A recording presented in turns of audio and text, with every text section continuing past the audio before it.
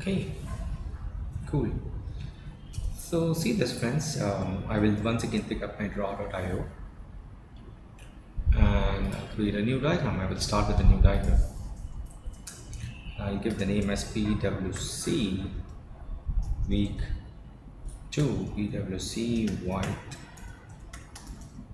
bold week 2-3. So this is the third draw.io file. Perfect.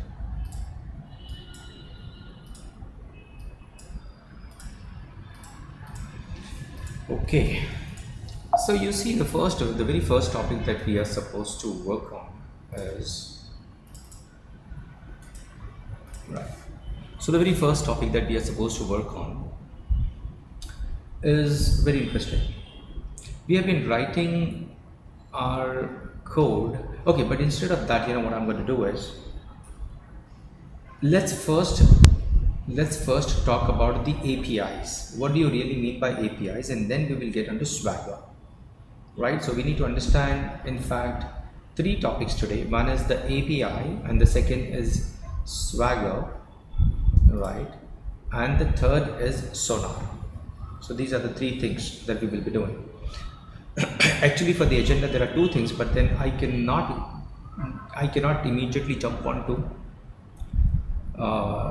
Swagger till the time I do not talk about APIs, right? So it's very important that I talk about APIs. Now, what API? Please do recollect that I did explain API in the context of the libraries that you use in Java.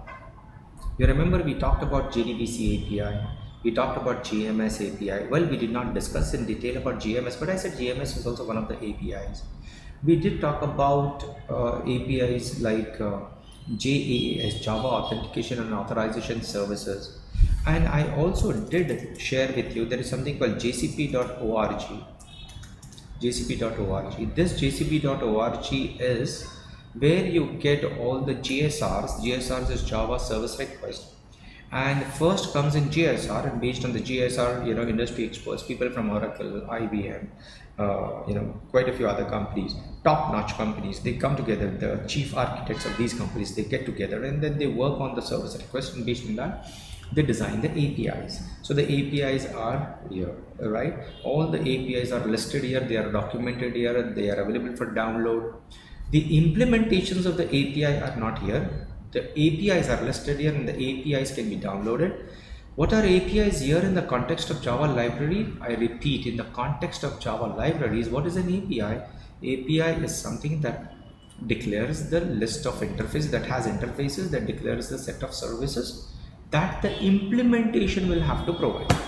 So give me the example of the implementations of Jdbc API. I will be very happy. Tell me. Give me the example of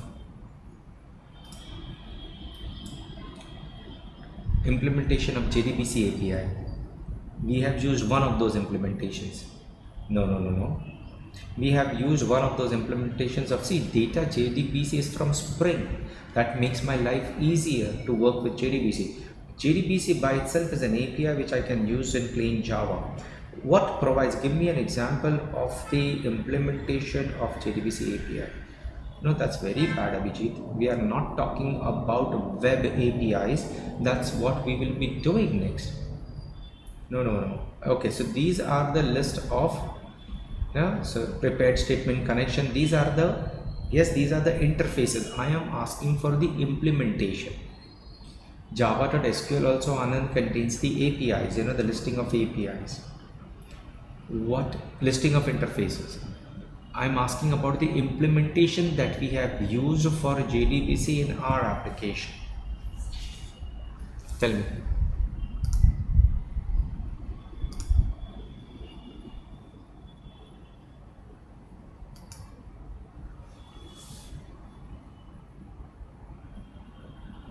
Who provides the implementation of Jdbc API so that we can get connected to the database? Who provides the implementation of the Jdbc API so that we can connect to the database? Yes, Likita, you are right. Yes, Kaushal, you are right. The Jdbc driver.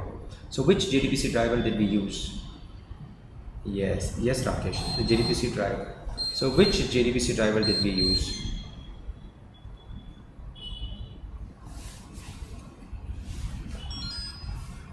Which JDBC driver? Yes, MySQL JDBC driver, correct. MySQL JDBC driver is what we used. Oracle JDBC driver we will have to use if we want to get connected to Oracle, and we will use, yeah, correct, exactly, Pooja. So you got what I mean by implementation. Implementation, implementation, correct. That's what I talked about, implementation. So you see this, we have written so much of code on day one as well.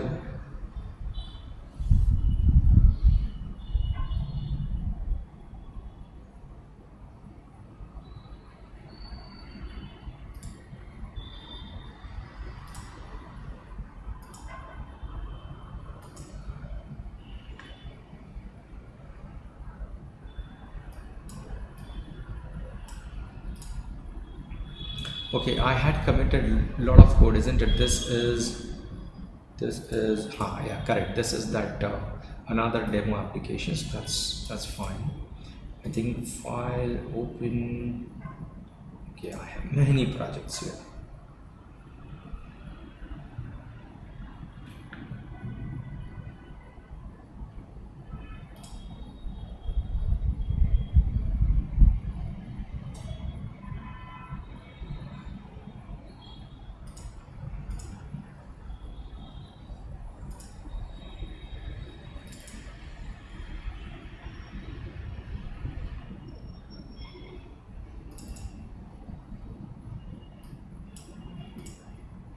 Oh, we are on the same project.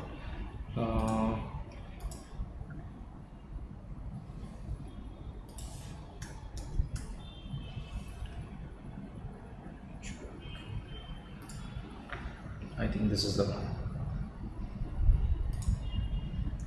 Yes, this is the one. Right. So you remember we did write a lot of code, and when we wrote JDBC code, you remember this?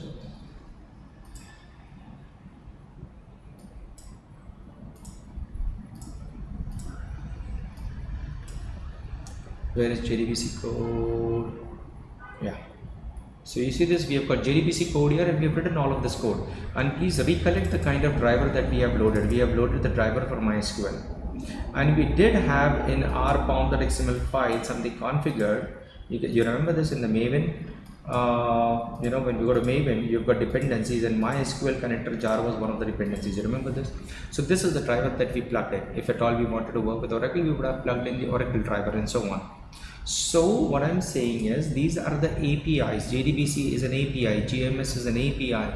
All of these are APIs from the context of Java libraries. I repeat, all of these are the APIs from the context of Java libraries. But they are not web APIs. Can I invoke JDBC over an HTTP protocol? Yes or no? Can I invoke directly some JDBC statement, prepared statement, or callable statement, or SQL statement? Can I invoke it over the HTTP call or from a browser or something? Yes, there can be a browser based application where the request goes to the server, and server side you will be using JDBC in order to get the data and present the data on the browser. But then you cannot invoke an SQL statement, right? You cannot send SQL statement as a request to something. So these are not web APIs. These are not the APIs that can be invoked over HTTP. Note my words. These are the APIs which are in the context of Java libraries. Today what we are going to talk about are web APIs. You may call them, instead of web APIs, the common term that is used is web services. I repeat, the common term that is used is web services. Okay, so I'll say web services. Now, one thing that you've got to understand about a web service is that what you need to understand is a web service, whatever that web service is. There are two types of web services. First of all, what are web services? The ones that can be invoked over HTTP, right? Something that can be invoked over HTTP services. That means I can make a call using an HTTP request. Like for example, I will say http:// and then localhost. I keep on saying localhost. Why? Because you know my application is running here. Otherwise, let's take an example of real live APIs. For example, we have a real life, like let's go to Google Distance API example. Okay, Google provides distance API. Google provides a number of APIs, hundreds of APIs. That's how they make money, over and above many other ways to make money. So they provide these APIs, and we can very well give the from and to location, from location the longitude and latitude of from location, and the longitude and latitude of the to location. It will give me the distance between the two. So you see the distance metrics API. So this is how that API looks like, and you've got to set it up and then all that stuff, and then direction API, elevation API, geocoding API, all of these other APIs, places API, roads API, time zone API. So say for example direction API, and then you can see this quick start, try out our direction quick start. So you see this here, it will invoke this API. Can you see this? There is an API, set up your project and stuff and all, and see this is what the API is. Take a look at this. Take a look at this. I will copy this. Okay, I'll just copy this. Now I do not have access to the you see this error message, the provided API key is invalid. If I provided the right API key, which I will get after registering with Google and saying that I want to use your APIs, they will provide a key. And the moment I use that key along with this, because this is where you can see this, I have not provided the key, it's just your API key. But if I provide the right key, I will get exactly the direction from this origin location to Universal Studios Hollywood. I will get this. So it goes by name as well, it goes by coordinates in terms of GPS. So what I'm trying to say is that these are what kind of APIs? These are web APIs, right? These are APIs which can be invoked over the web, right? HTTP APIs, HTTP. I hope you're getting the point. These are these Java library APIs? Come on, yes or no? Are these like the one that I just have shown you? Is that a Java API? Is that a Java API? No, it's not a Java API. Correct. It's an HTTP API. It's an HTTP service. You may call it an HTTP service. You may call it a web service. So these are very common terms that are used. HTTP services, web services, which can be invoked over HTTP. And then you will have a URL. See, one of our customers, for one of our customers, api.transworld.com/swagger-ui.html. You see this? Okay, now we'll have to provide the credentials here, otherwise it won't work, of course. Otherwise you will get the listing of all of the APIs over here. Correct? That's how it is. So we can get APIs, and these APIs are all HTTP. I'll give you some more example of REST of web services and HTTP APIs. Go to meeting. See, today it's the world of API economy. Repeat, can you please type it out, at least couple of you? API economy. Can you type this out? Manisha, Rakesh, Kaushal, Jhansi, can you please type it out? What am I talking about? API economy. You have data in your database. You want to monetize it. You want to monetize the data. You want to make money out of the data. Then you provide APIs to the world, saying if you want the data, I will give you the APIs. You build your applications consuming my APIs, which will give you the data, and you use the data and show it on your system. Now Uber app, and then all the other apps, like for example Uber, or even when your Swiggy and Zomato, they also use Google Maps. Come on, yes or no? They use maps. Do you think they have their own mapping solution? Do you think they have built a software to calculate the distance and that? Do you think so? Or they are using Google APIs? What do you think? They are using Google Maps and Google APIs. So when they are using Google APIs, Google charges them. Google makes money out of it, right? That's what API economy is. Interesting stuff, isn't it? So GoToMeeting. Now GoToMeeting, you know very well, like we are using WebEx. GoToMeeting is also the GoToMeeting APIs. See this, GoToMeeting RESTful API. Here you are. This is the listing of all the APIs here. You can see organizers, and say for example meetings, say get historical meetings, see /historical meetings. This is the get API. Can you see this here?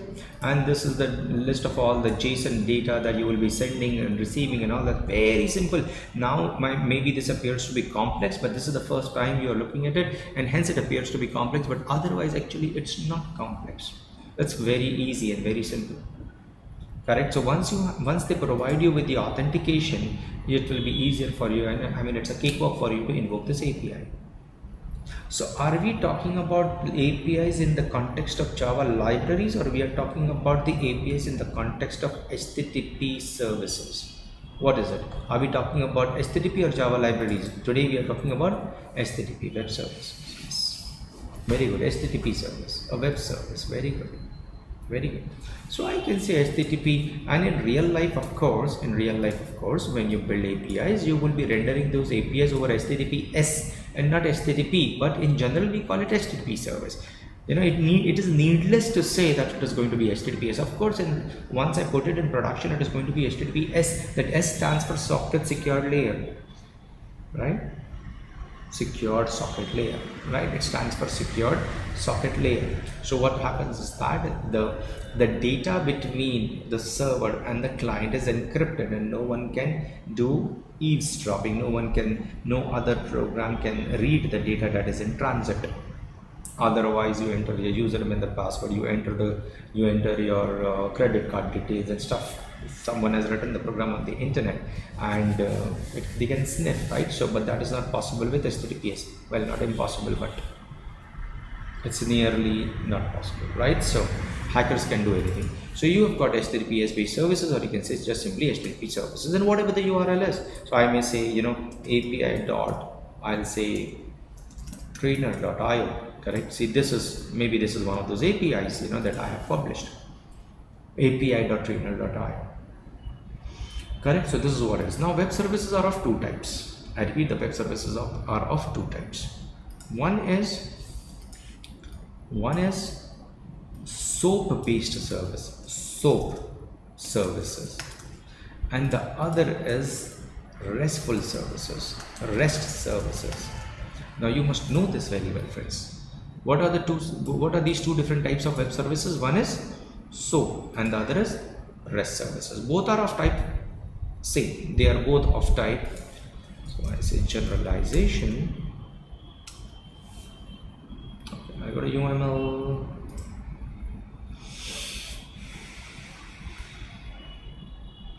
Extends, right? So I have got extends.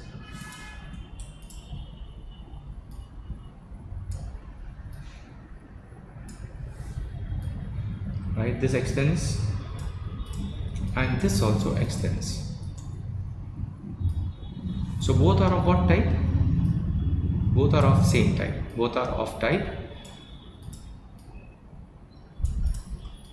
Both are web services. Both are web services. No difference at all. There is a difference, of course, but then both are web services. What do you mean by both are web services? Both can be invoked over. What do you mean by both are web services? Both can be invoked over HTTP. Correct. HTTP. So when you say HTTP, what is HTTP? What is HTTP? HTTP is what protocol? What does it stand for? Hypertext Transfer Protocol. Correct. Very good. This is what it stands for. So you see, I would like to highlight this point. It is a transfer protocol, right? It is a transfer protocol. Transfer protocol. This is what it is. It's a transfer protocol, right? Transfer protocol. So this is just superb, just brilliant. Okay, it works like a charm. And when web services had started, it had started in, well, it may be before that, but then it started coming up in the market among programmers and started gaining traction among programmers in the year 2000. Okay, and I distinctly remember I had bought a book from Microsoft, and that Microsoft book, the title was, you know, Web Services with SOAP, because at that point of time RESTful services were not there at all. Today every next service is a RESTful service, only and only if you are working with a legacy application developed many years back, and if you have to maintain it, you will encounter SOAP services. Otherwise it's all REST services. Correct? I repeat, today it's all REST services. It's simpler to manage, easier to manage, good support of framework, very importantly extremely fast as compared to SOAP services. So when I had purchased that book, you know, I mean, it was such a fat book, and trust me, all went bouncer. You know, initially when I started with it, it was all bouncer. I mean, it was so very difficult because the concept was new to us. We used to write applications which were local applications. We used to not connect with my application running on my system, you know, and then that application is deployed on the server. We used to deploy applications on a novel network server, or we used to deploy applications in an office. So the kind of applications that we used to produce, those were rich client applications, never cloud-based applications in those times, you know, 2000s I'm talking about, right, during those days. So those applications were deployed. If suppose this is my business office, this is my trading organization, so somewhere I will have in my own office, I will have a server, and everything is installed in the server, and there are computers connected to the server over the network, and I will use the software that is installed on the server. So that was, you know, coming up with the technology wherein I have an application installed on my server, you have your application installed on your server, and then I communicate over the network using HTTP protocol in order to access the services that you have implemented on your server was a new thing for us. So it was a bit difficult for us to understand. Now it's like next to breathing. In fact, then itself, you know, we started working on it and started understanding, so it kind of became next to breathing. So the SOAP services, right, the SOAP services here. How is it different? So the SOAP services, why am I emphasizing on the point that HTTP, they are all HTTP services, but HTTP is a transfer protocol. Now, if what is this? Okay, so why do you think I just mentioned? Why do we need web services? So that you have an application, you have got application A, and you have application B, right? You have application B. This application A wants to invoke an API, wants to invoke a service, an application B. That is what the requirement is, correct? So it will invoke the service here like this. It will invoke the service over what? Come on, we have been discussing that since so many minutes now. It will invoke the service on what? HTTP, very correct. It's an HTTP service that is going to call. So there is some implementation of that service here in application B, which will return the value back. Correct, very good, Jansu. It will return the value back to application A. So far so good. But then, how? $1 million point. $1 million point. Don't miss this at all. Don't miss this at all. If you miss this, you are missing a big deal. Okay, it's $1 million point. How will application B know that what is the data that you want from application B? When application A invokes the service on application B, how will the application B know what is it that you want to invoke on B? Because there can be several services provided by application B, yes or no? Take a look. There are so many services provided. You can create a meeting over the API using an API. You can create a meeting, you can get a meeting, you can delete a meeting, you can update a meeting, you can start a meeting. So many things can be done, my dear friends. There are so many APIs. So how will application B know which API application A wants to call? So how will it know what are the parameters that the application A, for example, if I wanted to create a new meeting, application B says, okay, you want to create a new meeting, but then when do you want the meeting to be created, on what date and time? So this application A is supposed to not only invoke the service, must know which service to invoke, but also will be passing those parameters, what date and time. And then application B will return a response back, it will return a response. So again, it is going to be an HTTP response coming back to A. Now what will be the kind of response? It will give you the new meeting ID, it will tell you whether it was a success or a failure, and then the new meeting ID, and maybe the other details with respect to the meeting. Correct. So which API is being invoked on application B? Because there can be several APIs. What data is passed by application A, and what is the data that is going to be returned back by application B? Over and above this, there can be security related information also. Maybe application B provides APIs, but they are not public APIs, and they are APIs which are authenticated and authorized APIs. Those APIs can be invoked only and only by authorized users. Then what is the username and the password, or maybe what is the token that needs to be provided, maybe what is the secret key that needs to be provided by application A. So it needs to provide the authentication related details of the SOAP. Come on, yes or no?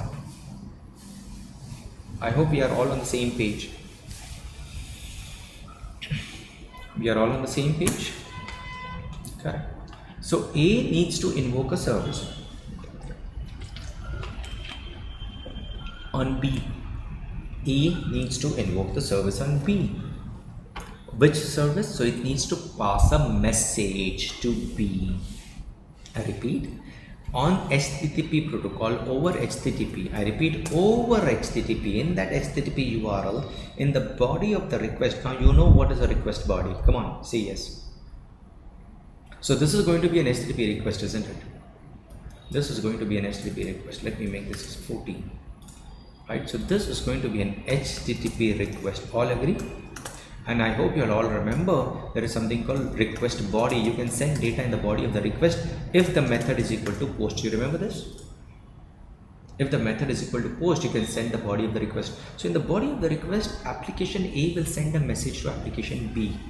I repeat, application A will be sending a request to application B.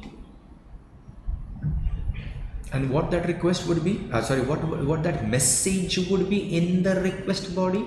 It's an HTTP request. There will be a body of the request, and in the body of the request, it will send a message. Repeat, what will it send?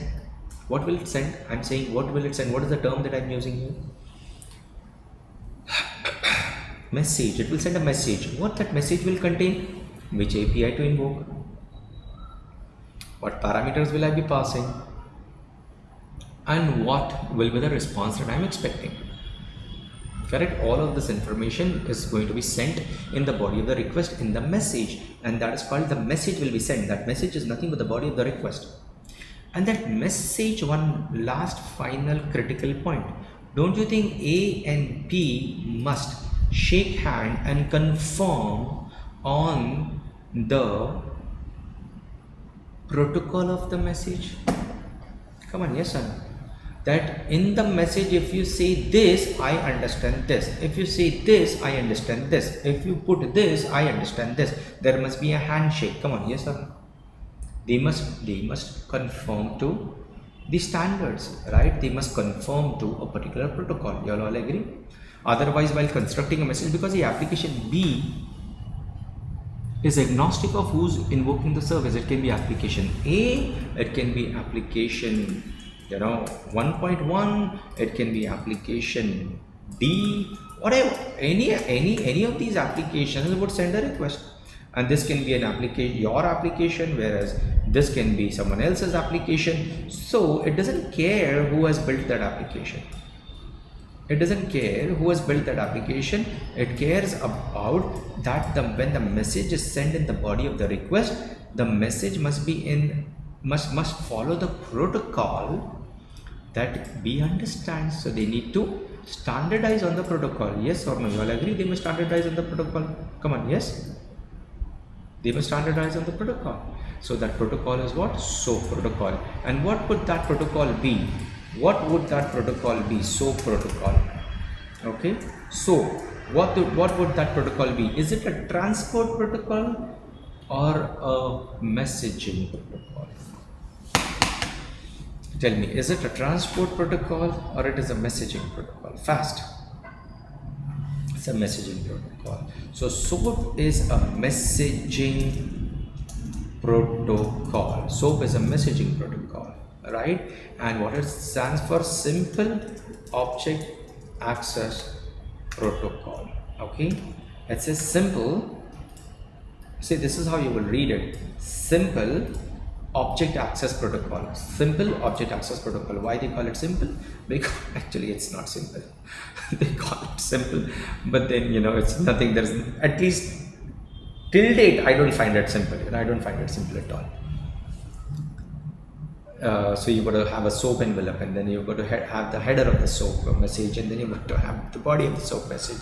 There are so many things, and learning that and understanding that and stuff and all, it's not cakewalk, right? So anyways, but they called it Simple Object Access Protocol because it was simple. The technology was simple, that over HTTP you can conform to the protocol of messaging and send an appropriate message in the body of the request, and that message must contain which service is supposed to be invoked on that application B, what is the data parameter that is going to be passed, what is the data type of the parameter, and what is the return data type. All of that information goes here. And this was all XML based. Repeat, what was this? It was XML based. Getting the point? This was XML based. Let me do this here. Right? This is going to be XML based. Any doubts? Any questions? So far so good, right? So this is, one way of doing it. SOAP services, and I will give it a different color. And then what is another way of building services? REST services. Come on, what is another way? REST services. This is another way of doing it, and this is the most extensively and the de facto standard and the de facto way of building web services today. The difference here is that, do you think it's going to be any different than HTTP service? Come on, wouldn't this also be an HTTP service? Okay, this is not an HTTP service, then what service is that? I said these both are HTTP services, right? SOAP service is also an HTTP service and REST is also an HTTP service. But the protocol that is used here is not SOAP. Both are HTTP services, yes, but the protocol here used is not SOAP. Here the standard that is used and the style that is used is REST. What does REST stand for? Representational state. Representational state. Representation, that RE stands for representation, and representational state transfer. This is the style. Transfer. Now you may call it a protocol, you may not call it a protocol. You will find people debating on the internet whether this is a protocol or not a protocol. Well, whatever it is, yeah, the transport protocol will never change. The transport protocol is always HTTP. Is that very clear between the two? Hey guys, come on, is that very clear? Both are HTTP protocols. I hope that is very clear. Both are HTTP, right? Both are HTTP. Is that very clear? It has to be HTTP. Both are HTTP. See, I'm putting this over here. Both are HTTP. But here it is SOAP protocol. SOAP services, I'll say this is SOAP protocol. SOAP. And what is SOAP protocol? Is it a transport protocol or a messaging protocol? Come on. Messaging protocol. It is a messaging protocol, correct? That's what it is. But here there is no SOAP protocol here. It is all JSON based. These are called JSON services. I repeat, these are called JSON services. So how does the server understand now in this case? How does my server understand that? How does the server understand? So again the same thing, right? You've got application A again. Some application called application A. Again you've got an application called application B, and A is supposed to invoke the service on B. But if it is a RESTful API, it is going to be http:// some URL and the parameters in the API. The verb of the API. Hello friends, all with me? The verb of the API. What are the verbs? What are the verbs? What do you mean by? Please confirm to me. You all understand? Plain simple. What is a verb and what is a noun in English? You all understand? What is a verb and what is a noun? You all understand? Please confirm. You understand what is a verb? What is a noun? Correct? Yes, very good, Likita. Verb is an action performed. Very correct. Verb is an action performed. Correct?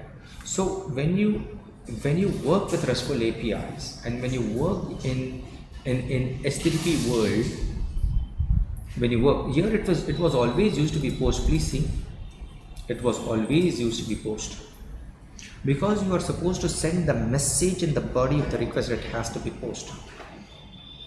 But then otherwise, in HTTP world, it's not only about post, there are other verbs as well. What are those verbs? Come on, what are those verbs? The very first one to start with is get. Then you have another verb called post, right?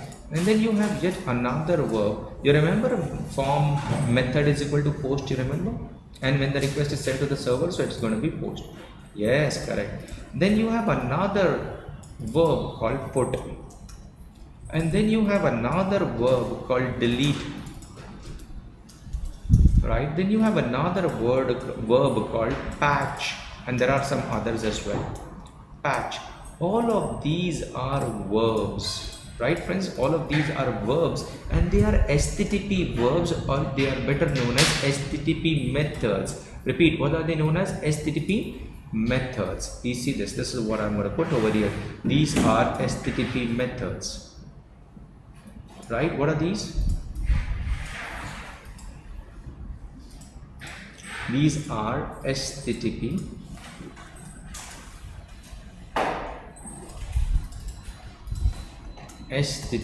methods. So the method can be what? Any one of these verbs. I repeat, the method, that is the HTTP method, the HTTP request that is invoked. I repeat, these are not my words. See what I'm saying? The HTTP request that is invoked, the HTTP request that is invoked can be invoked with any one of these methods. It can be a get method, or a post method, or a put method, or a delete method, or a patch method. I will repeat once again.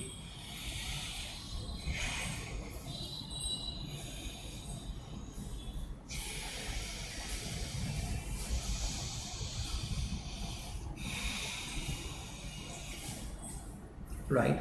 There can be different types of methods when you invoke an HTTP request.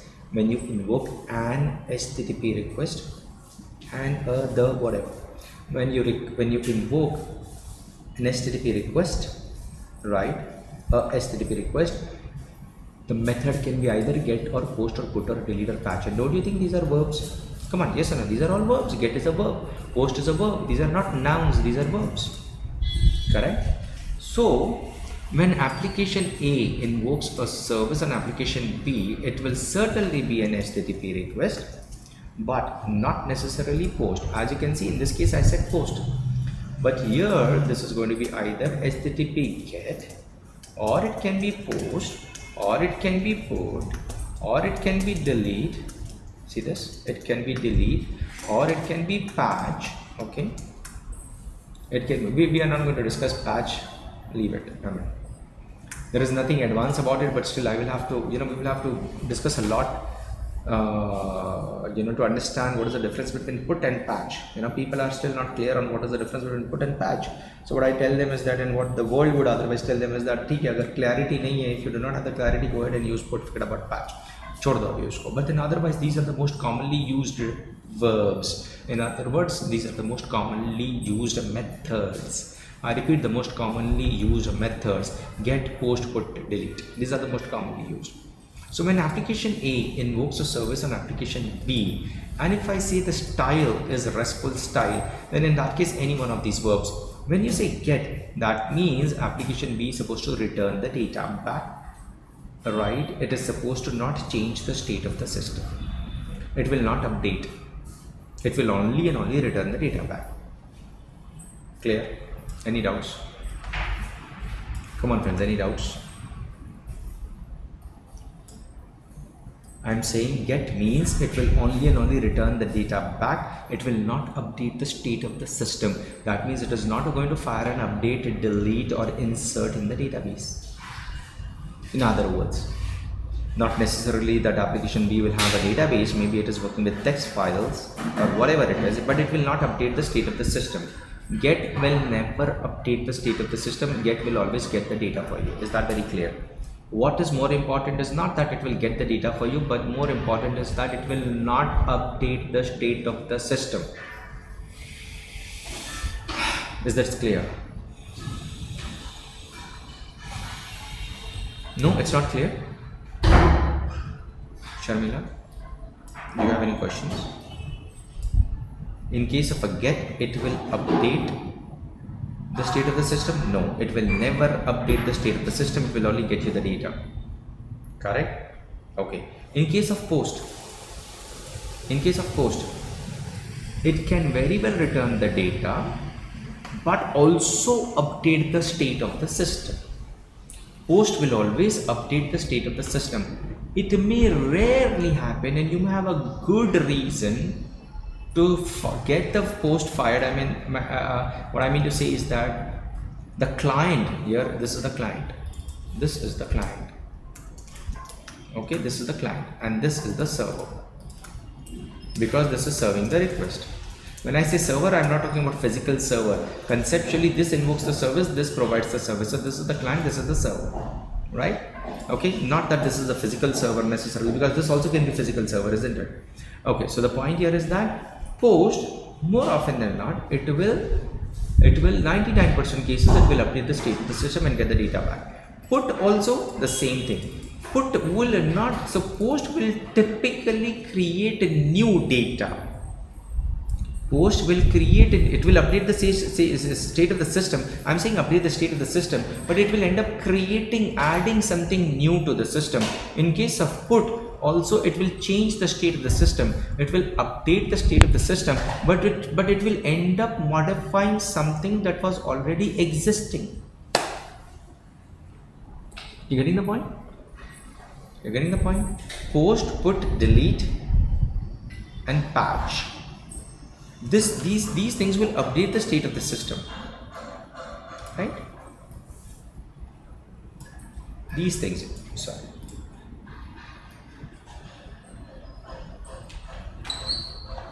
These things exactly. So let me hit the enter key here. Okay, so this is better.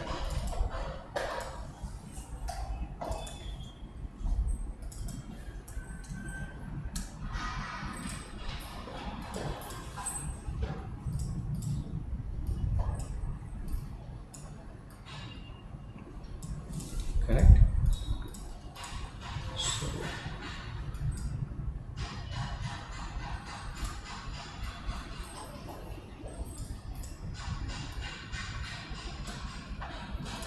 correct. So these, you can see this, these, you know, let me also group this and change the color of this so that you understand that this is different, right? These are different stuff. Get is also there, but this will not update the state of the system. And as far as post is concerned, I'll now group them up. So you see, as far as the post is, post, put, delete, and patch is concerned, it will update the state of the system. Updates. When I say updates the state of the system, what does that mean? Updates this. That means it changes. Okay, instead of using the word update, you may get confused, you know. So I'll say it changes the state of the system. That would be a better way. Changes the state of the system. Okay, it changes the state of the system. This is how it is. So let me remove this, and instead I can use updates, or rather, yes, I said changes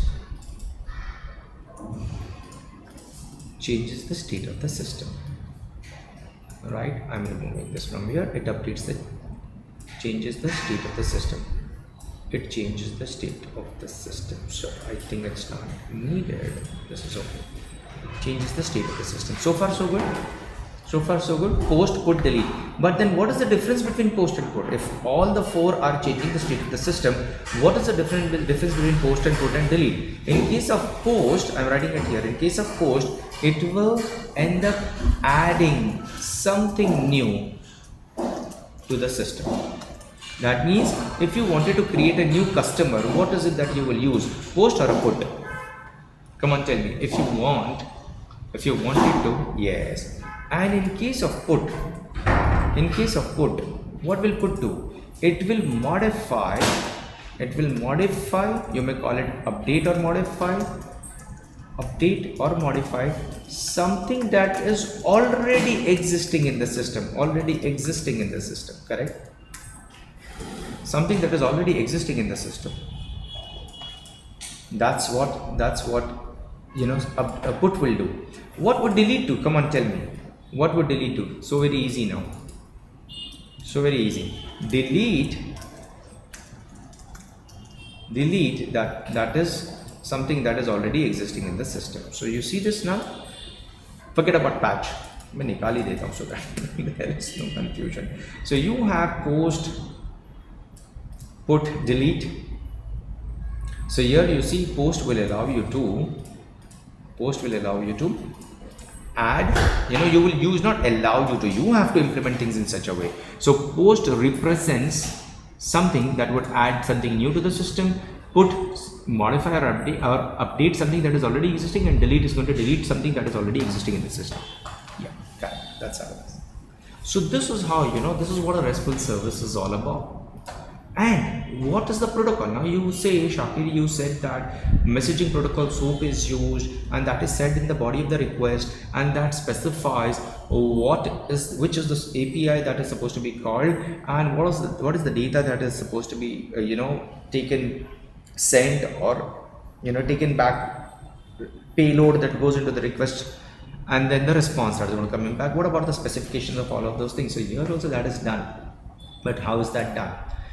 Here it interprets based on path variables. What does that mean? See this. If I wanted to, don't miss this, friends. Hello.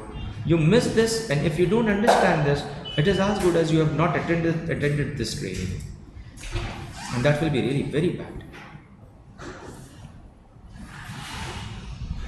All with me, friends? All with me? You are all there? And this is what you will be doing day in and day out in your projects, by the way. This is what you will be doing day in and day out in your projects.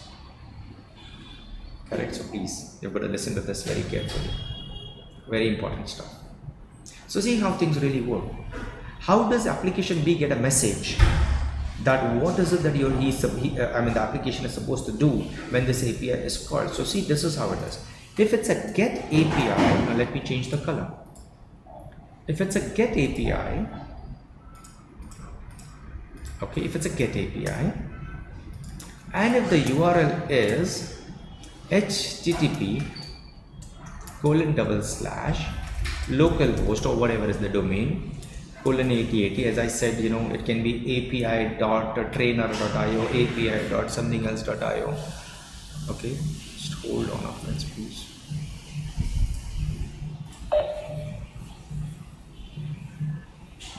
हाँ, अस्सलाम वालेकुम तुफैल, बोलो जल्दी बोलो। हाँ, मैं call पर हूँ। अपना ही डेटा पोर्टल के रिलेटेड था, वो प्रफुल्ल ने एक्सटी वगैरह का लिंक अपडेट किया, but the detail share with us, और वो बोल रहे कि अभी तक चेंजेस नहीं हुए। अरे यार, ये क्या नया नाटक है यार। उसने अपडेट किया और उसने अपडेट किया, बट वो अपडेट जो लिंक था ना, जो दूसरी लिंक थी, वो दूसरी लिंक शेयर ही नहीं किया अपने पास, जो उसने पहले मेल में भेजी थी ना, वही थी। तो फिर अभी क्या करेंगे हम लोग? और कितना डिफरेंस है उसके अंदर? कलर का डिफरेंस है, मतलब कलर का शेड चेंज किया हुआ। ठीक है, चलो ओके। मैं रुको, अभी कुछ मत करो, रुको, कुछ मत करो। 11 बजे कॉल है उसके साथ। नहीं, छोड़ो, मत करो वो कॉल। बोला शाकिर सेड अभी कॉल नहीं करो कुछ भी, ठीक है? ओके, ठीक है, चलो।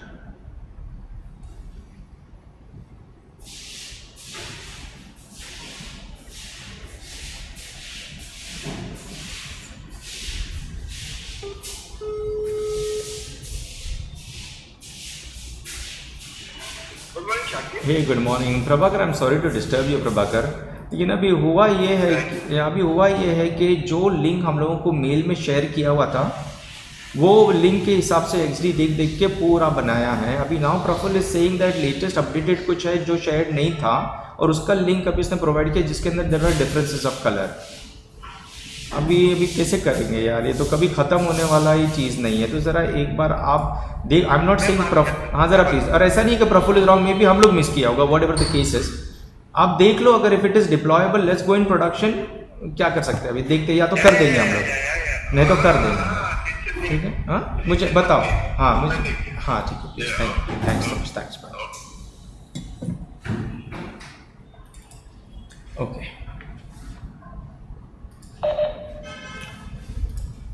right friends, come on, I'm sorry about that, so get, even if it is http, okay, / if I say customers, what does this indicate?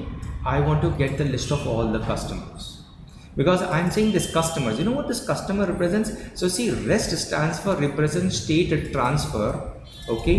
Instead I will say resource representational state transfer, or I'll say representational state transfer of what? Of resources.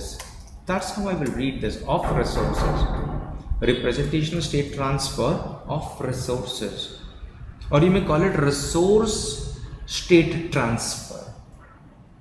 All right, So customers is a resource, product is a resource, invoice is a resource, order is a resource, supplier is a resource.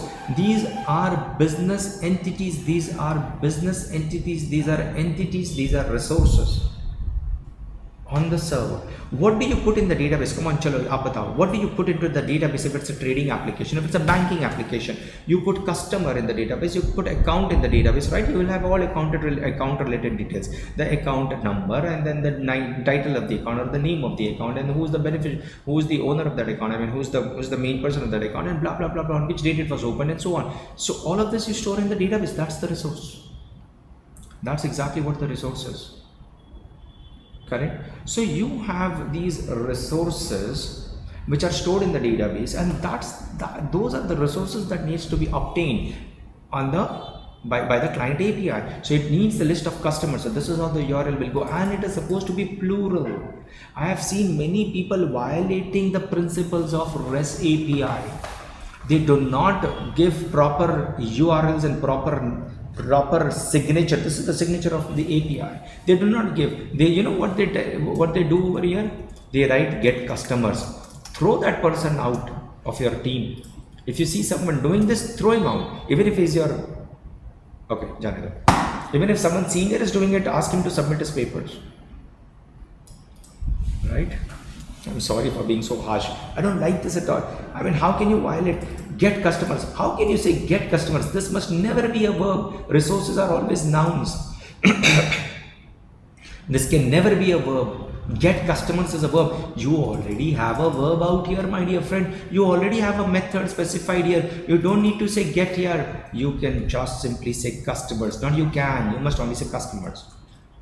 And customers, when you say, it will get you the list of, come on, I hope this point is clear. It will get you the list of customers. Is this point very clear? This is an API that will get you the list of customers. You are getting the protocol here. You're getting the standards. You're getting the convention here, right? But if I say customer /101, what does this mean? Come on. And it must be customers, not individual. It must be customers /101. What does this mean? Can anyone tell me, except for Rakesh? Can anyone tell me what does this mean?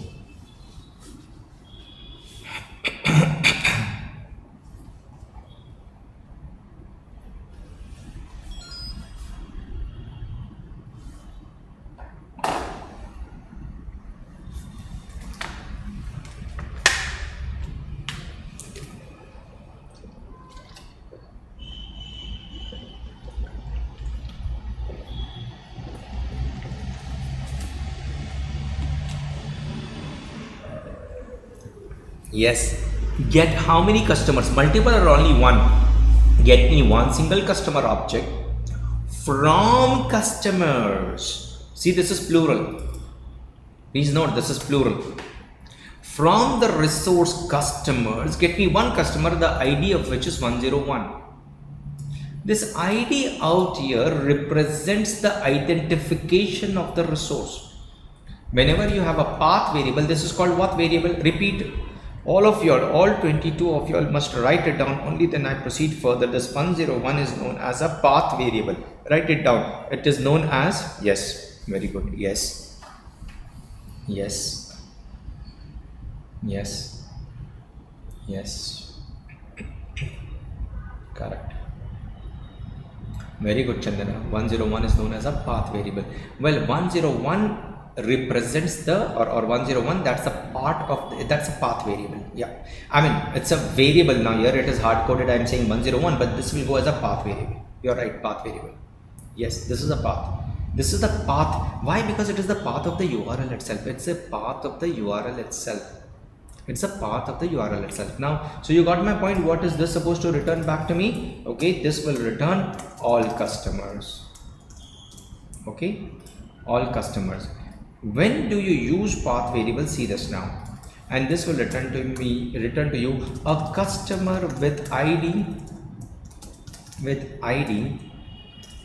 101.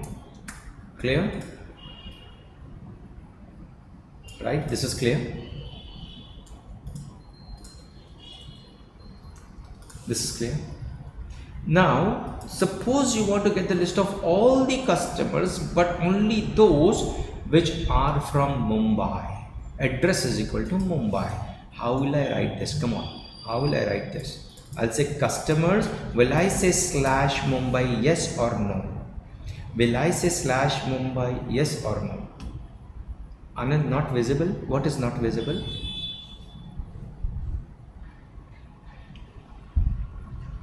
Screen is not visible. It is. I am sharing the screen.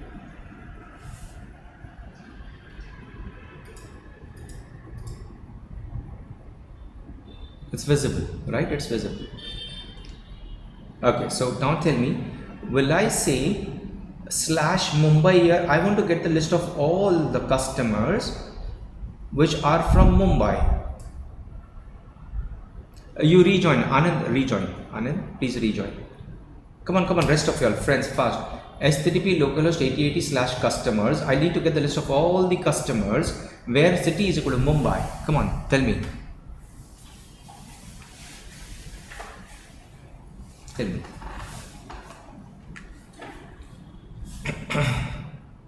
Will I say slash Mumbai? Come on, I need an answer, yes or no. Will I say slash Mumbai? Yes or no?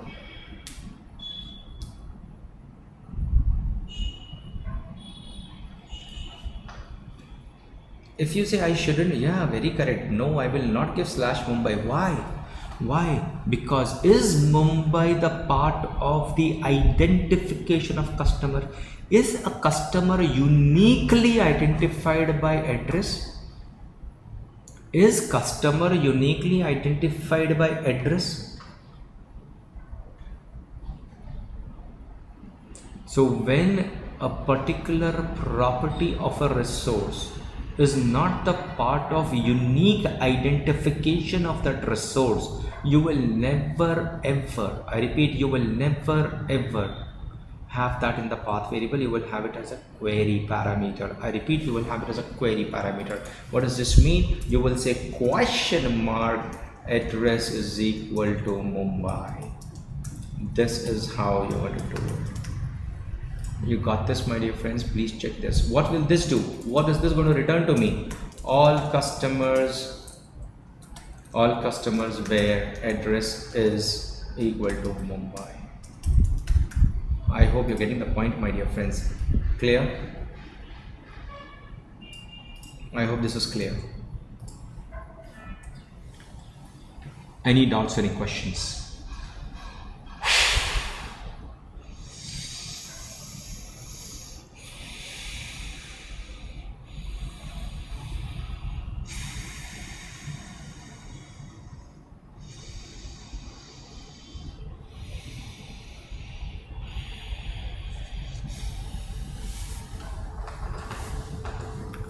Yeah, is this clear, right? This is clear, isn't it? Very simple stuff, very simple things. Got this? Right? So ye ho gaya get. So now we have covered almost all gets, and then you can have very complex thing where address is equal to Mumbai, and can't I have ampersand over here, and address is equal to Mumbai and suburb is equal to Dadar, or suburb is equal to Andheri. These are the suburbs in Mumbai, right? So ampersand, I can have multiple other conditions. Now I wanted to create a new customer. Tell me, what would that be? I want to create a new customer. It will be exactly like this, no difference at all.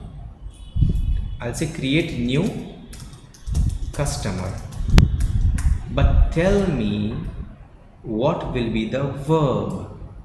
Otherwise, what will be the difference between the two? Yes, superb. The verb will be post, right? The verb will be post. You got that? The verb will be post. The verb will be post. Correct. So where is that new customer going to be sent? If this is a post request, tell me. I will be very happy, my dear friends. Where is that new customer object? I mean, where is the value of ID? Where is the value of name? Where is the value of address?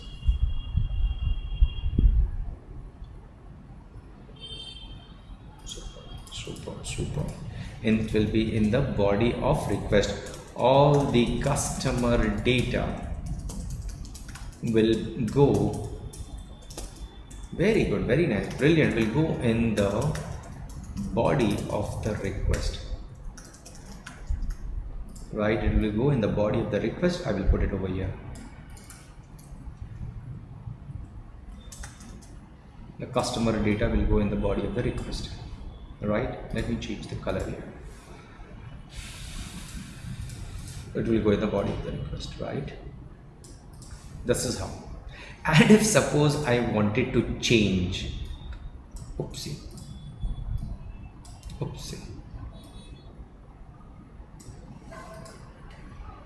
suppose if I wanted to modify the existing customer, I will do what? Same stuff here, but I'll say modify existing customer. Modify the existing customer, but this will be what? Put. This will be put here like this. Correct. This will be put. Got it? This is going to be put. But here, I'll say customers /101. I may do this. Why? Because what does this mean? Come on, tell me. I want to modify the name and the address and everything else of the customer or whatever. Maybe I just modify one particular field. I want to modify the customer object, the ID of which is, come on, ID of which is 101. Super. Finally, what is left out? Come on, what is left? Delete. Right? If I say delete 101, there won't be any body of the request. What does this mean? This will delete the customer. Delete customer 101. Any doubts, any questions? This is pretty simple, my dear friends. This is pretty simple. This is very, very simple. See?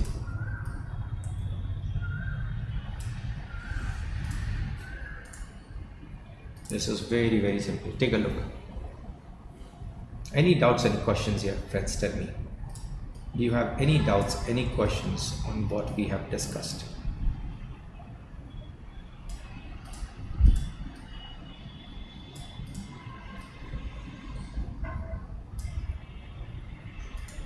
Oops, it's bad.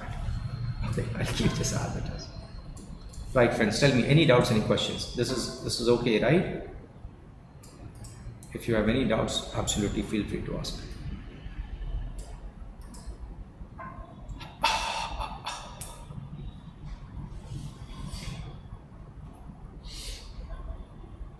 Yes. So this is how it is. So that's done. You don't need any special messaging protocol here. See this? You don't need special messaging protocol. Now one last point.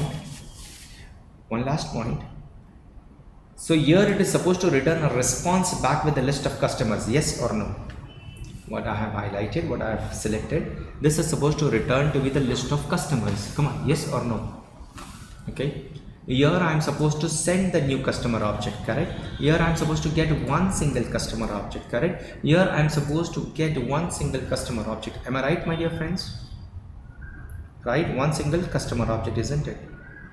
One single customer object here, isn't it? Oh, yeah. So I mean, here also you may return the value back. Here also you may return the value back, but it will update the state of the system. Here in this case it will create. Here in this case it is going to modify and delete. Right. So how do I must send data over here. So here I will be getting the data back, but in post and put I will be sending the data, isn't it? How will I send the data in the body of the request? What will be the format of the data? What is the format, or what will be the structure of the data that will be returned back in the response? That format and that structure would be JSON. Yes, my dear friends. It's going to be what? JSON. Correct? It's going to be JSON.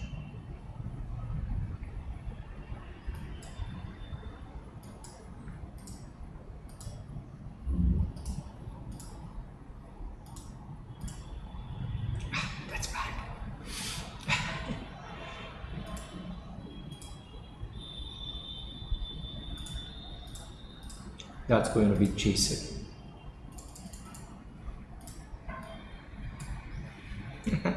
Okay, I won't do that. I'll just keep it as it is. It's going to be JSON. These are all JSON data, right? This is all JSON data. And hence people you will find also, you will call, yes, Bhartiya, you're right. People you will also find people calling these services as JSON services, right? They also call this as what?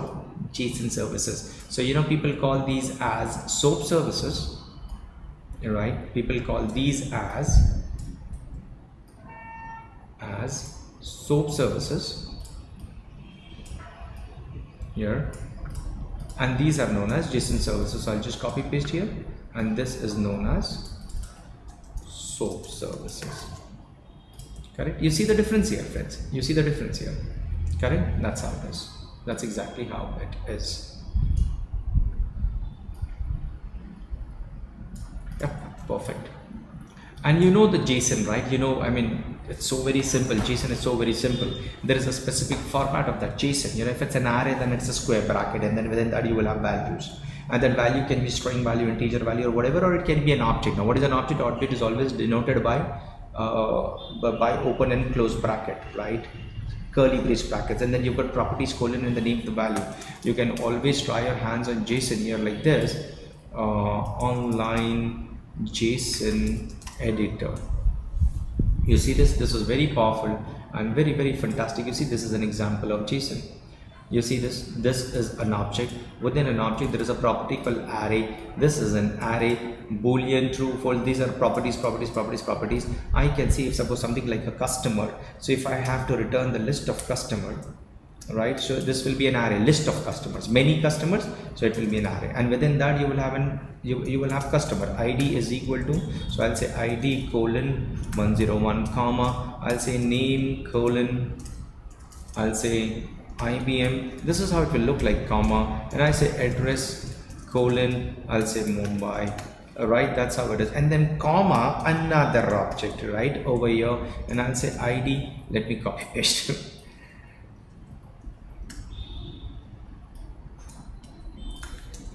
Let me copy paste. So I'll say 102, and I won't have a semicolon here. See, if at all there is any error in the format of JSON, then this editor tells you that there is a problem. So I'll remove the comma. Now see, everything is perfect. I want to format it. I'll just use this icon here on the toolbar. It formats it. I'll say 102. I'll say Wipro, and then I'll say address is equal to, say, maybe Bangalore. Right? So this is how it is. This is array of JSON. But if I do not want an array, one single customer object, then this is how the one single customer object will look like.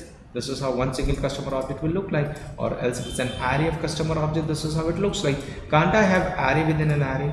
I mean, can't I have objects within an object? I can have nested objects, right? I'll say comma, and perhaps I have another here called, say, department. Which department that, or no, this is a customer, right? So say contact contact persons, and suppose contact persons is there are multiple contact persons. So you see, again I have an array, and then within that again I have object. I say ID of that person is C001, and the name of the person is, name of the contact person is, I'll say Nagaraj, right, and so on. And then again I say comma, I will have another contact person. I'll say ID colon, I'll say C002 comma, I'll say name colon,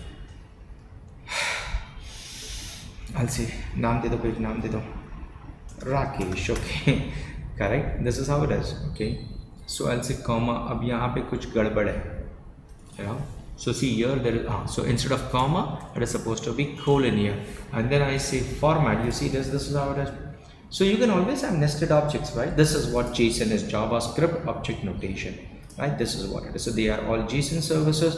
Why do we call them as JSON services? Because the data is JSON format, right? The data is JSON format. And usually what we do, I mean, in our real life applications, the data that is sent in the body of the request is called payload. Repeat, what it is known as? Payload. Correct? Yes, payload. When we send the data in the body of the request, it's known as the payload. And when we get the data, it's called the response, right? It's called the response. That's how it is. That's how it is. What's the time?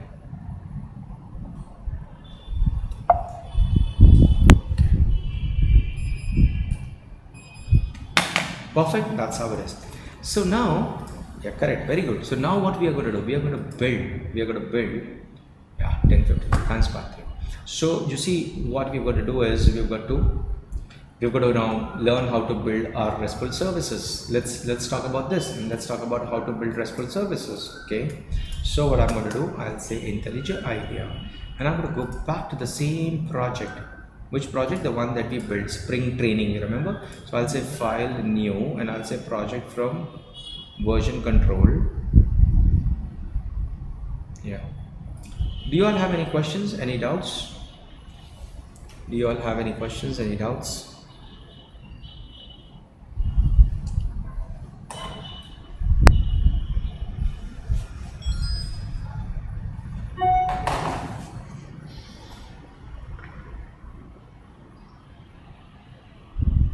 Data sent in the body of the request is called payload. Yes.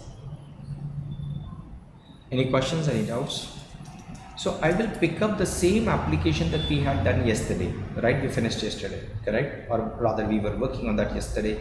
So I'll say bitbucket.org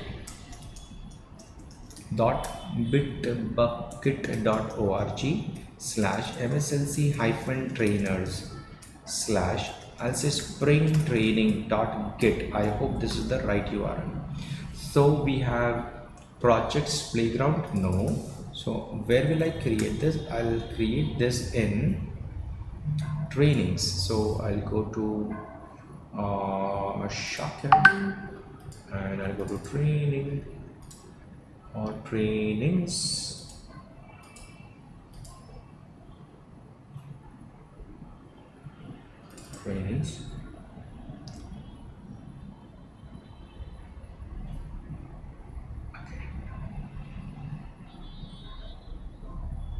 I think I did create PWC training here.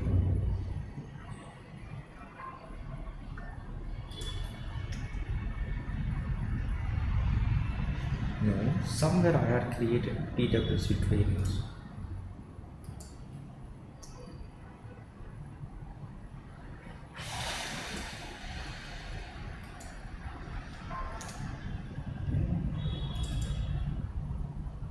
No worries. So anyways, it's all there on Bitbucket, so that's not an issue at all. So here it's PWC training. So under Shakir, you see I have PWC training, and within that, this was there, and then okay. So I'll leave that as it is. I will just leave that as it is, and I'll go to trainings instead. Trainings, and here I will say PWC. Okay, and then within PWC there will be slash spring hyphen training. That would be the folder. I'll say clone. Yes, it starts cloning. Yes, trust the project.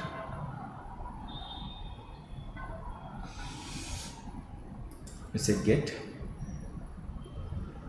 You see I've got all my branches and everything else, you remember yesterday. So should I be working with this branch or the latest? I believe was product assignment solution. Am I right? This was the latest in which I had made changes. Testing was the latest. Testing was the latest in which I had made changes. Okay, let it come up. It's okay. It's bringing the data.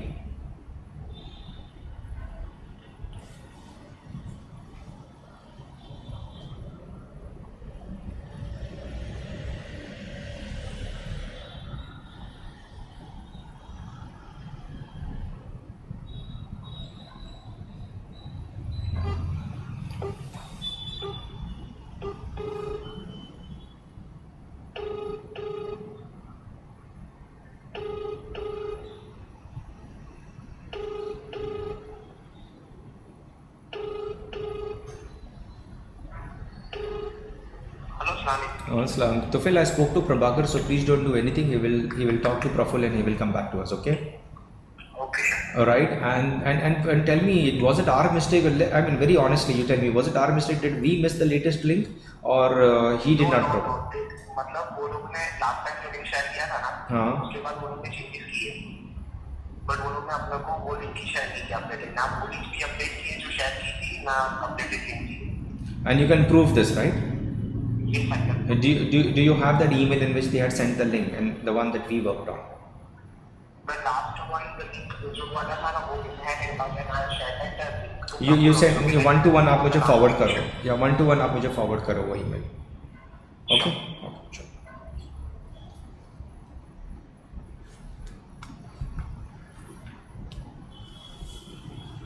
Okay, okay, yeah, so yes, it's there. You see this now?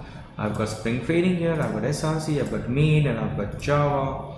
And as you can see here, all of those things are there, and including our test cases that we wrote yesterday. Here it is. All of those test cases are here. Correct? So we are on track now. So you see, yesterday we created controllers, and these controllers were normal controllers, and whenever you create a controller like this, what is expected, I repeat, what is expected is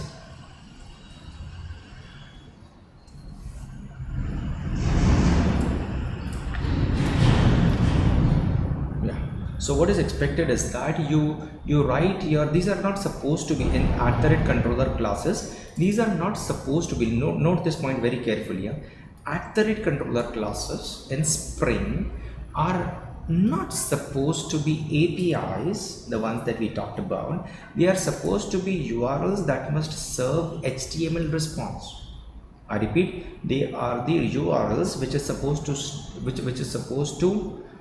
serve HTTP response, and you can have a time leaf based application in which you will write HTML and that HTML will be returned back, or you can have JSP based resolvers configured. You can write JSPs and you can return the content written in JSP, rendered back in the response.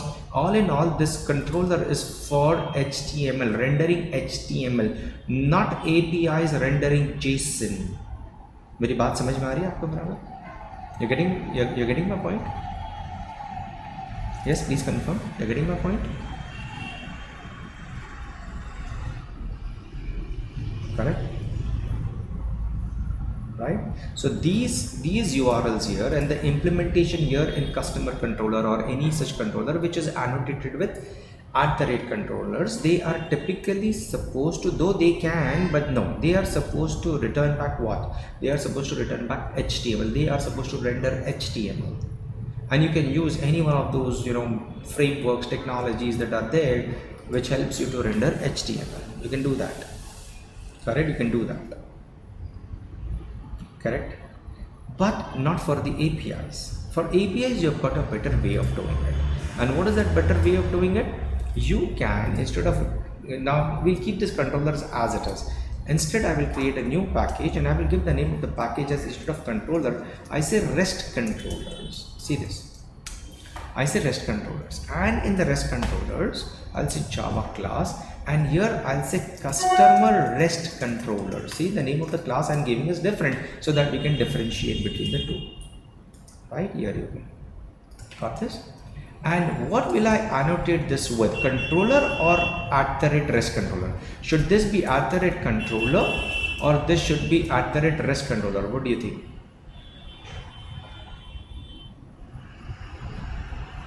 What do you think?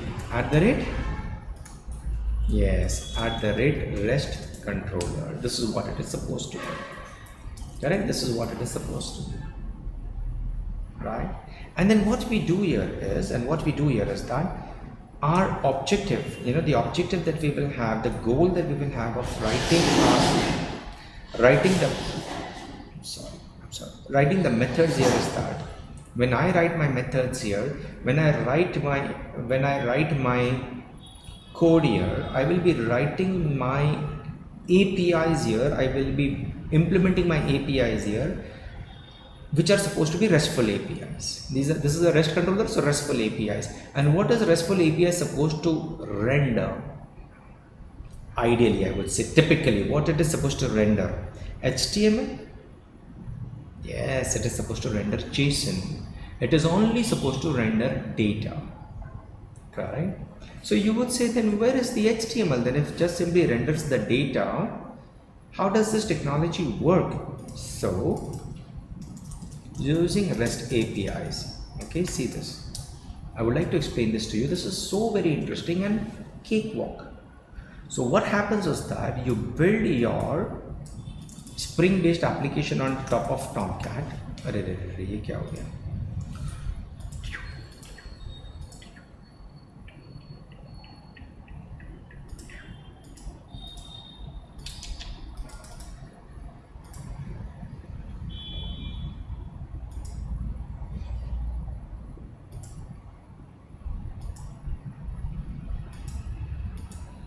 Okay, see this. So you will have Tomcat based or JBoss based or WebLogic or whatever. You will have a Spring based application created. Okay, this is bad, right? You will have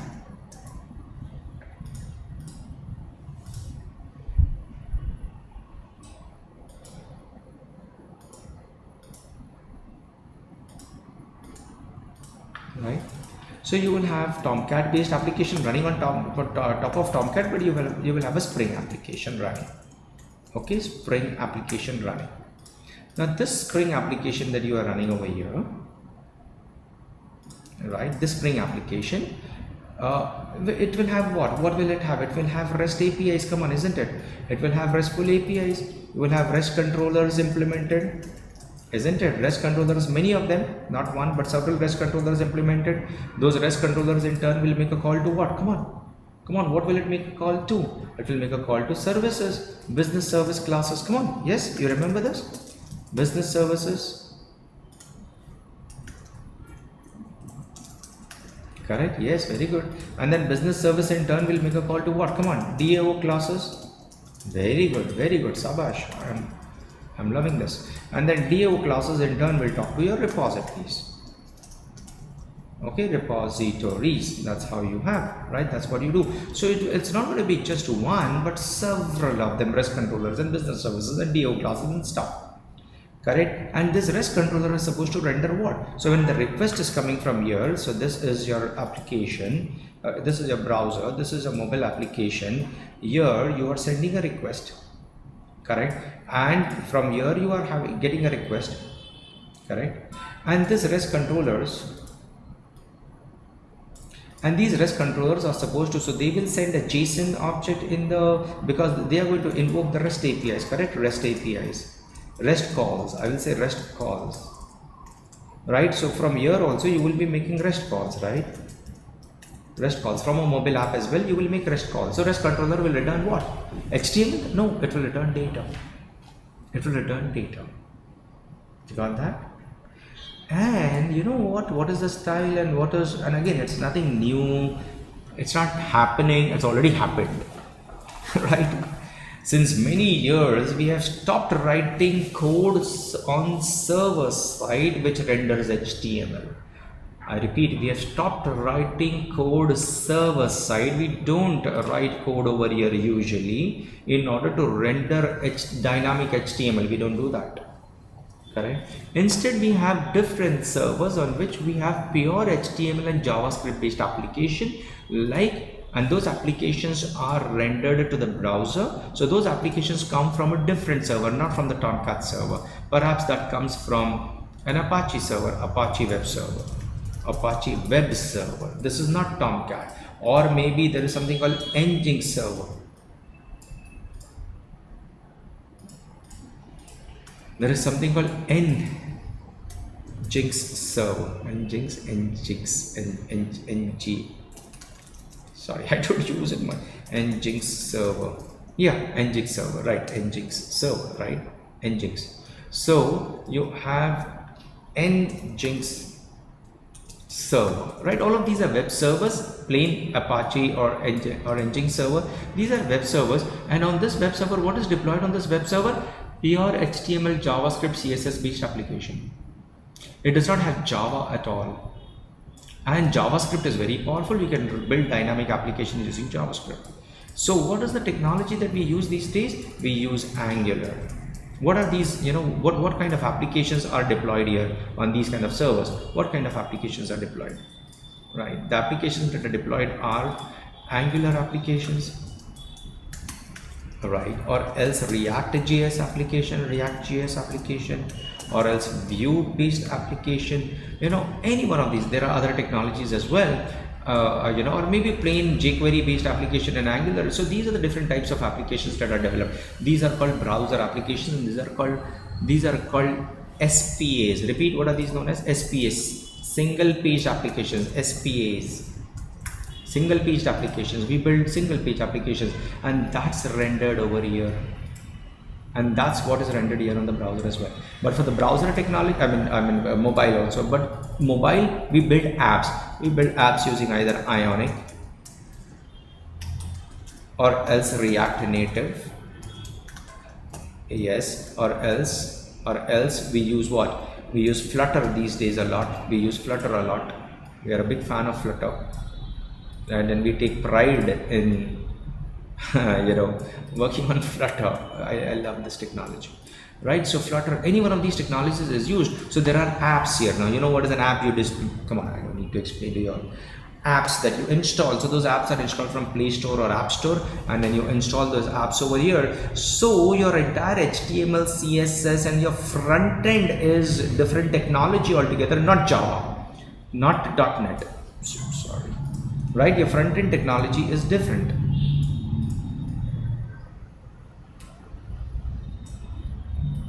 Your front-end technology is different, whereas your back-end technology is different. Here it is rich client application, SPA, single-paged applications, SPA. Yeah, Node.js. So yeah, okay. So if it's not Java, Node.js is server-side. By the way, Node.js is server-side. So I can have a Node.js-based application here instead of Java, instead of Tomcat. I can have Node Express server. I can have Express server, and I can have a Node.js-based application written. So this will be replaced with Node.js-based application. But we are talking about Java, and hence this is the case. So here you see SPAs. What is it? These are single-paged applications. Single-paged apps. Correct? These are how. This is how it is. This is what they are. Correct. So point here is that, what am I trying to emphasize on? That REST controllers are supposed to return what? Only the data. And when the data is returned over the REST calls to these front-end applications, they have all the logic of presentation logic is over here. All the presentation logic is here. I repeat, all the presentation logic is here. All the presentation logic is here. You got that? So with that presentation logic and with the data that you get from the server out here, your application is ready. Your application is good, right? Your application is cool. That's how it is. So what are we supposed to now, coming back over here? What are we supposed to implement here? We are supposed to implement what? Come on. APIs that will render JSON, correct? So I'll write again the same thing, request mapping. Okay, again the same thing, path is equal to, I'll say /customers. Okay, but this time when I write my code, I'll say public, and I won't say void. I have to return the data back. So I'll say response entity, but even before response entity, I will just simply say list of customer, and I'll say handle get customers. Okay, if I do not specify anything over here, by default it is supposed to be get. Right, so I'll say handle customers. Okay, of course I need to import the customer class, I need to import the list, java.list, and then here I may make use of HTTP servlet request, or I may not. There are loads of other things that we are going to discuss, but we will discuss that later. Today we are going to focus on some very basic APIs, and we will learn about all of these things in detail in the next week. Alright, so coming back here, I will write my code here. Okay, so what is that code that I'm going to write? You remember? How do I get? I say @autowired, and what was it, friends? Tell me, what was it? I'll say customer service. You remember that? I'm going to use customer service. Now you know very well. Customer service, yes, customer service, isn't it? And using that customer service, I'll say return customer service dot, I'll say get customers. See this? I will say get customers. So far so good. You're getting the point? And I'm saying list of customers. This is what I'm returning back. Now I will build this application. I will run this application. Where is services? Well, it's not here. I'll say file. I'll say view tool windows, and I will say blah blah blah blah blah blah. Tell which kya gayo. Services, add a service configuration. Spring Boot out here. You see my Spring application, and I will now.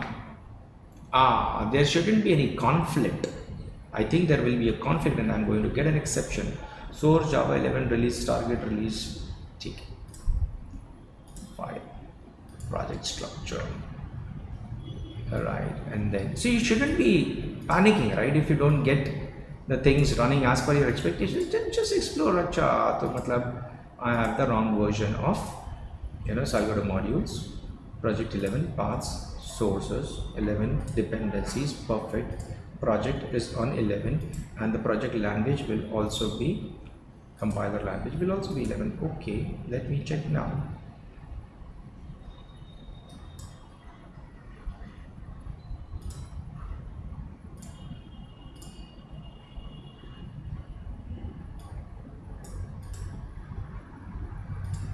I am expecting an error. There is an ambiguity. There are two URLs here in this application which has got exactly the same path, I believe. Oh, it started successfully. Okay, wait a minute. So we did have customer controller written. It was home, not /customers. See, this is customer, not customers. You see, and this is update -name and stuff and all, right? So this is save /customers. Suppose I make it customer, which is wrong. I mean, this violates the naming convention. It must be plural. Now this must give me an error. It will say you have two APIs defined, two URLs defined in the same application, which is, you see, there is an error. There is already a customer controller being named, and then it says that there is already you can see the /customer has been with it. There is already, you can see that /customer. So I'll go back and say customers. Now when I run, it works.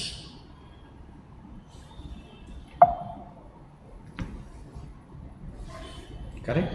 It works, and then here I say, okay, and I say Chrome. Now I go back to Chrome. I say localhost 80.